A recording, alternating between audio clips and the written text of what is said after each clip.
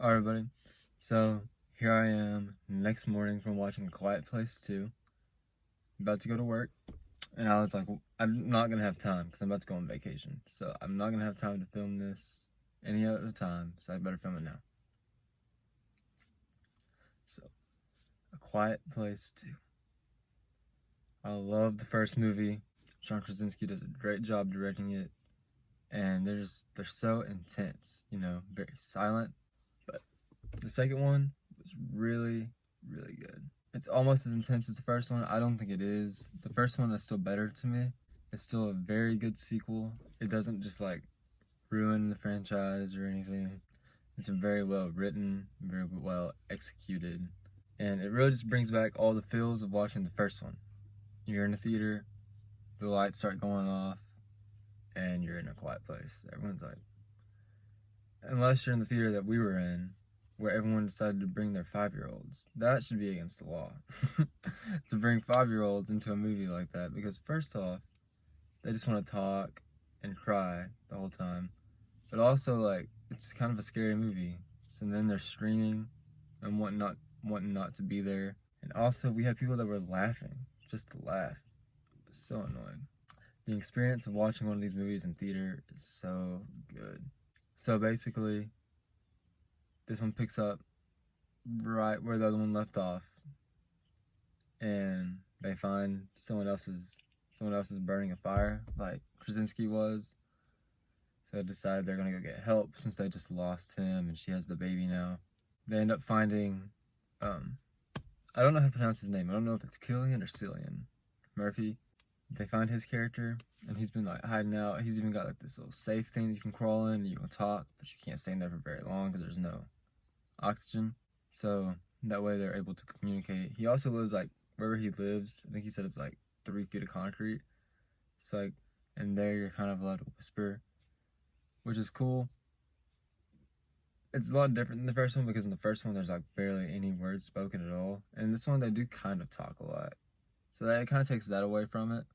But they're finding ways to where they can talk. So like they're evolving as as a being in a world like this. You just have to evolve. Like, how are we gonna make this work?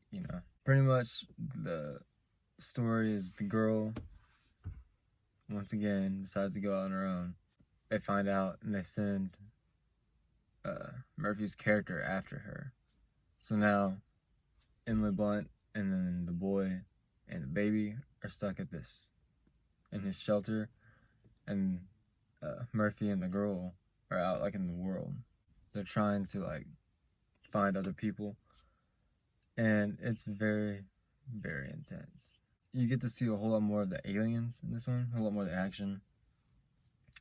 In the first, I don't know, 5-8 minutes of the movie is actually like from day one, from like the day that the aliens arrived. So we actually get to see Krasinski in the role again. That was so cool.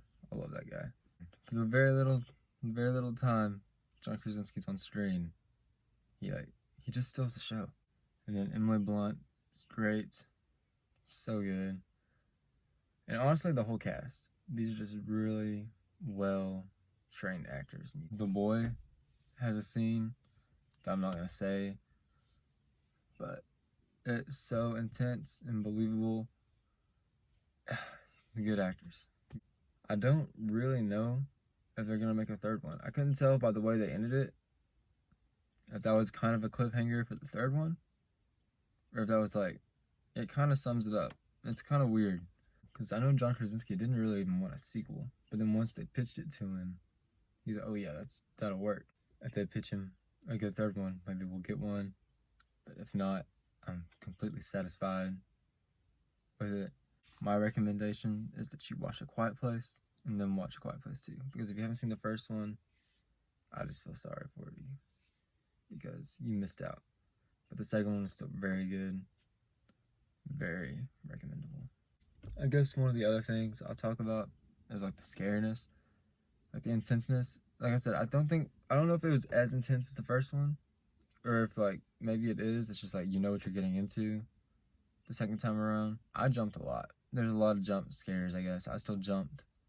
There's one scene where like there's like 3 different things going on, in different places, and it's intense in all three of them. You're talking about being butt clenched for like 10 minutes straight, maybe. I don't know. It's like, it's a very good thriller. I guess that's how you classify the movie. That's pretty much my review of A Quiet Place 2.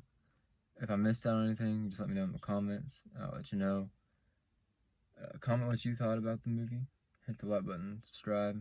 I got some other movie reviews and I got some Quiet Place reactions. You can check it out. But until then, I'll see you next time.